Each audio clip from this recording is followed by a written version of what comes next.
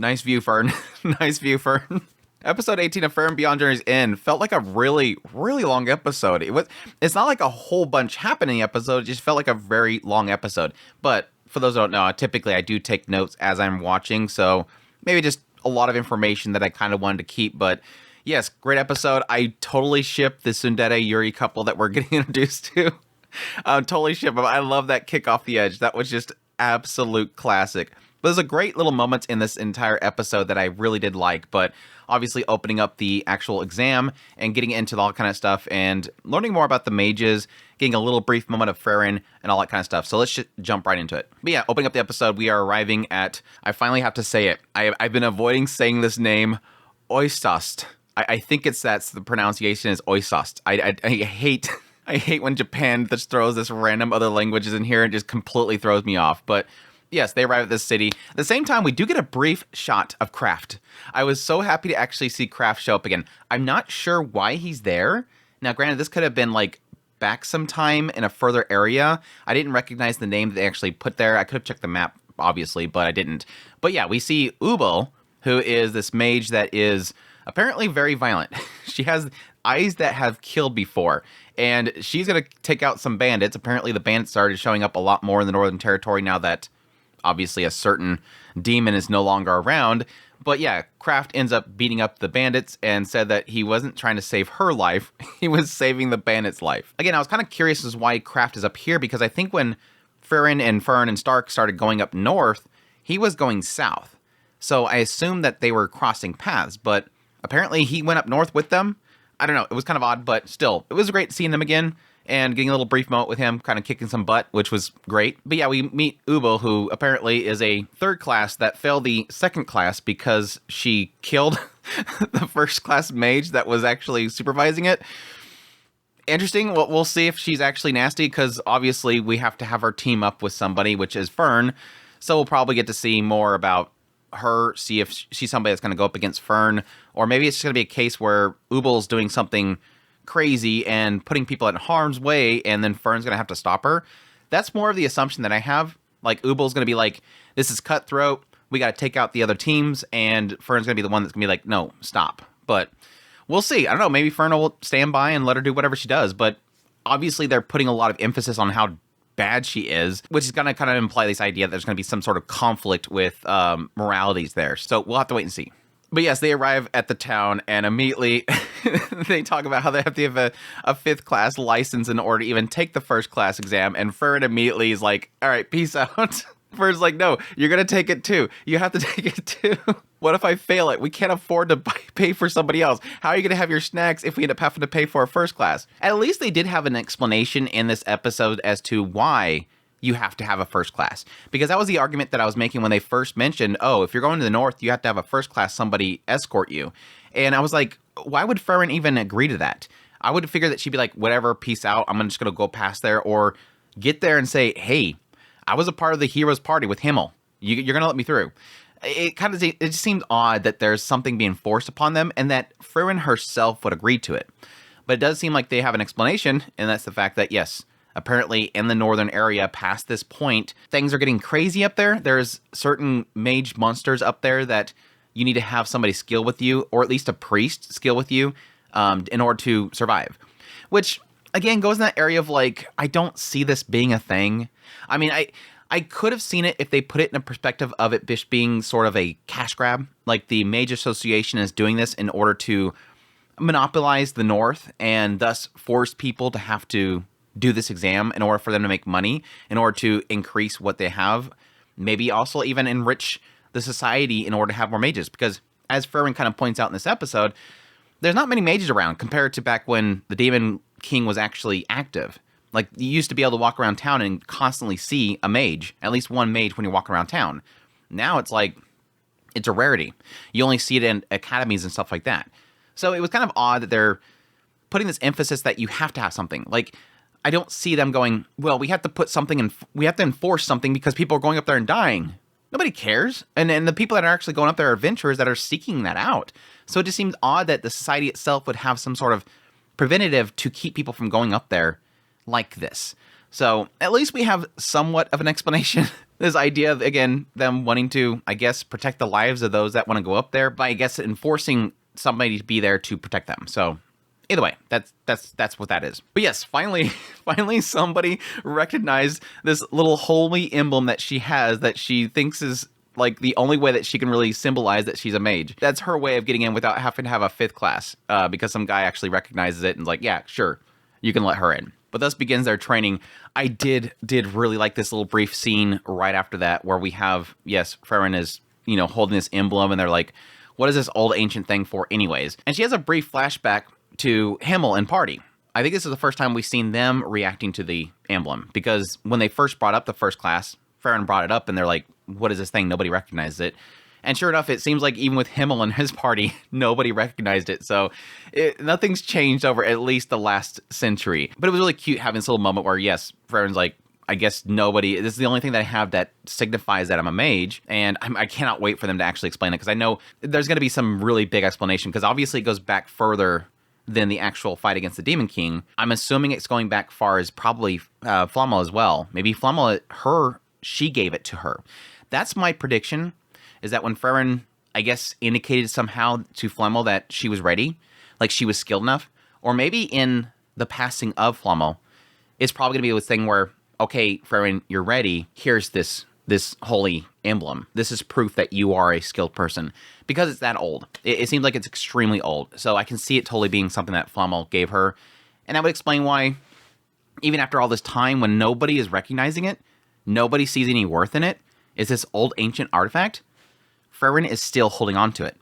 So that gives me the indication that this is probably something that Flamme gave her to indicate that she was a mage. That's what makes it important. That's why when nobody's recognizing it, she puts it on. This is all that I have to signify that I'm a mage. It's obviously her. But anyways, I'm repeating myself. But yeah, it was really cute having, obviously, Himmel's going to say, even if we don't recognize it, we all know that you are an incredible mage. And it was great because you have this little kind of stark contrast thing, obviously, where you have Himmel saying that, and Frieren's like, well, you're all going to die anyways. Like, you recognize me as a mage, and this thing is not apparently working, and that doesn't help me at all, because you're all going to die anyways.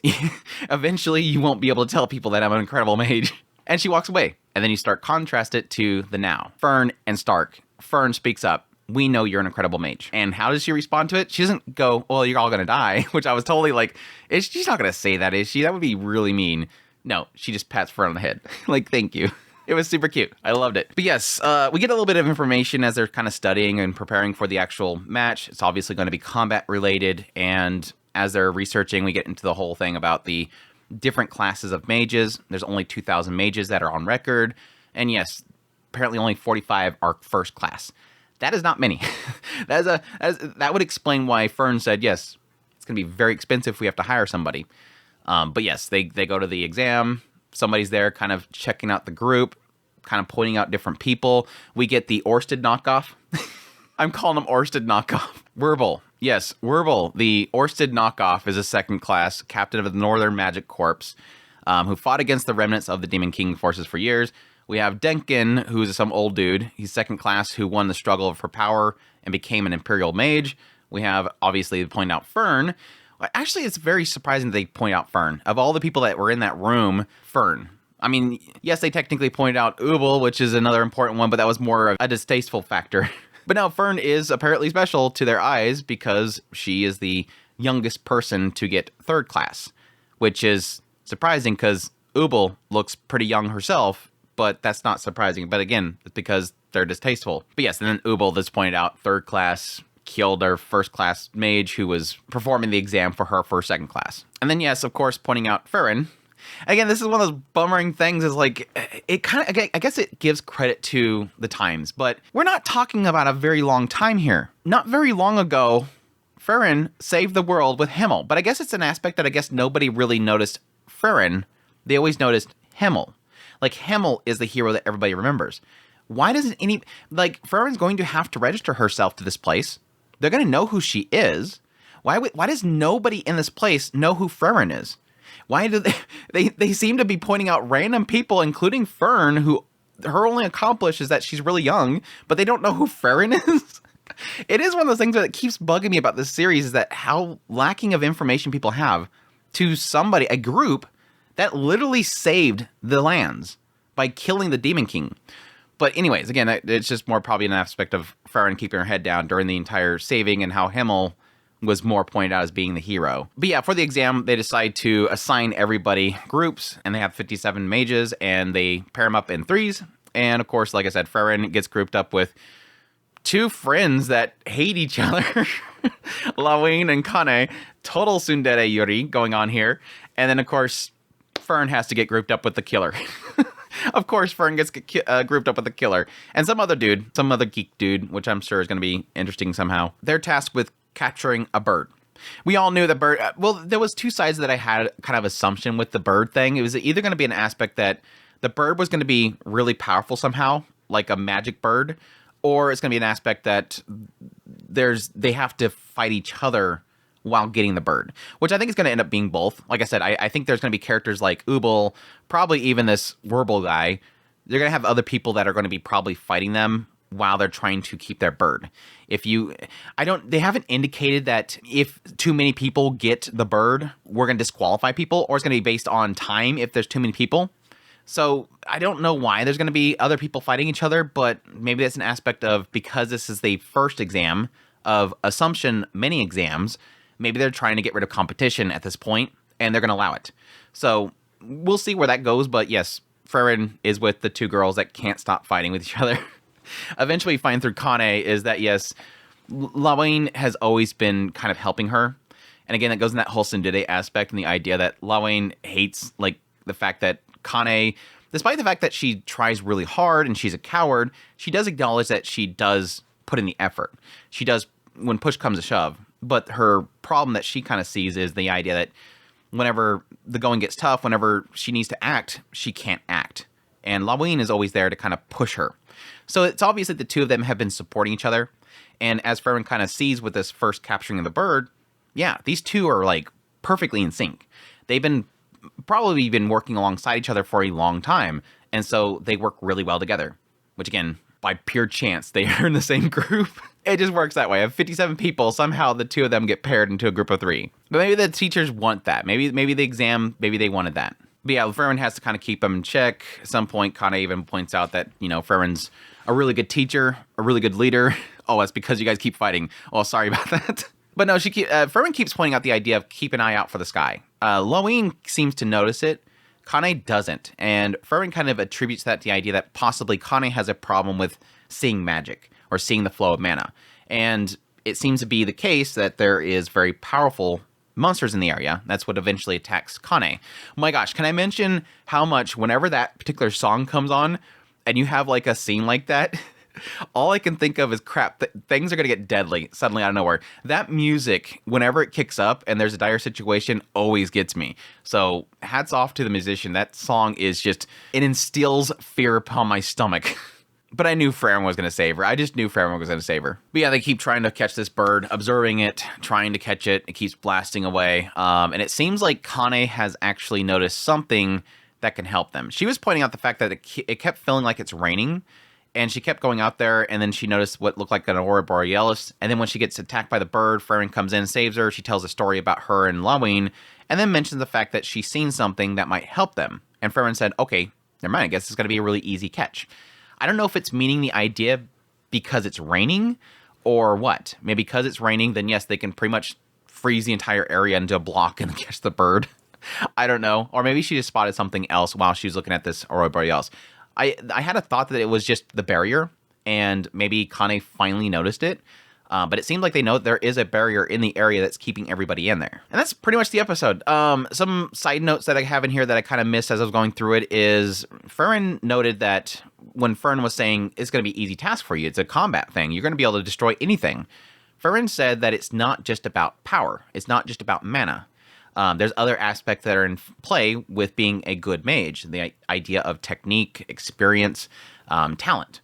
And she also mentions the idea that she has lost 11 times. Like, she's been counting it. Over 1,000 plus years, Frieren apparently has been keeping track of how many times she's failed, which I guess is a good thing. If you can acknowledge your failures and remember your failures, you can undo your failures. But yeah, she points out the fact that, yes, she's lost to 4 demons.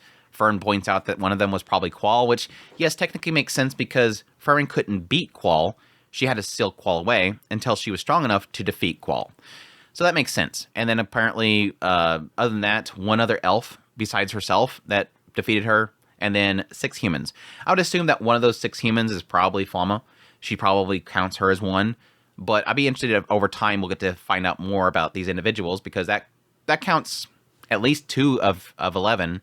So I'll be interested to see what other failures she had. Yes, apparently Frieren does not like to be called old hag. She still remembers that Stark called her an old hag. Fern said that she's like an old maid, and she starts getting all pouty face. I love that. Here was another very odd statement that stood out like a sore thumb for me. I meant to check the manga. Let me check the manga real quick. Yeah, I thought so. It's just a weird translation. Essentially, Fern not knowing that she's going to be able to do the exam, or at least pass it, that becoming a first class is a big deal. There's not many of them. They're very powerful. She's like, Frieren, you should probably do it. And in the translation on here, it said something to the effect of, I shouldn't get the certification because I won't be able to use it for very long. And it kind of sounded like she was saying, like, I'm going to die soon. Like, it would be useless for me because I won't be around for very long. I don't know. It just, the way that it was worded in the translation for the subtitles seemed wrong. And yeah, sure enough, when I checked the manga in chapter 37, it says, I don't think it necessarily has to be me to get the certification, though. It'll become invalid soon enough for me anyways. That makes it sound more like the idea that the certification is going to become invalid for me. Not that I shouldn't get the certification because I won't be around for very long. Which, yes, to Frieren's credit, makes sense in the idea that, yes, for me, it'll just be a mere 10 years or something like that before I have to get it again. It ain't going to last long in my eyes. So, yeah, it sounds a bit different than what they had it on the subtitles. Maybe I just read it wrong when it was coming by, but it just, when I read that, I'm like, wait, well, what? Is this implying that Frieren's going to die soon? She wants Fern to get it because Fern will be around longer? That's what I was getting the hint of. And yeah, the other note that I have was the holy symbol thing. I cannot get enough of Frieren being all like into something. Like whenever she says something that she thinks is impressive, and she's like, "Sugoi desho," and then she gets a little smile. I love it every time. So yeah, she pops out the holy symbol again, "Sugoi desho," and then she smiles. And the little I love it every single time. But anyways, that's my thoughts on episode 18 of Frieren Beyond Journey's End. Looking forward to the next episode. I think the whole thing with the whole Northern Front and them wanting first class is, yes, they were kind of pointing out the idea that there's monsters up there that are magical. But I kind of starting to wonder if there's a possibility that there is, not being told to the general public, maybe a Demon King coming back. Or at least a demon that is rising to the point of being a Demon King. It could be that the only people that they're telling that there is a Demon King up there that is rising is first class because they don't want it public. So if you're skilled enough that you can come first class, they'll give you that information so you know before you go up there. But we'll see. But yeah, again, that's my thoughts on 18. I hope you guys enjoyed this video. As always, if you did, make sure that like button down below, comment, let me know what's all the episode. Additionally, if you're new to the channel, make sure that subscribe button to get my content. I do news, reviews, first impressions, top list if it's anime, it's pretty much here. Additionally, if you like this content and you want to support the channel more, I have a Patreon link, tips link, super thanks, membership button down below. Greatly appreciate it, but it does. And y'all take care.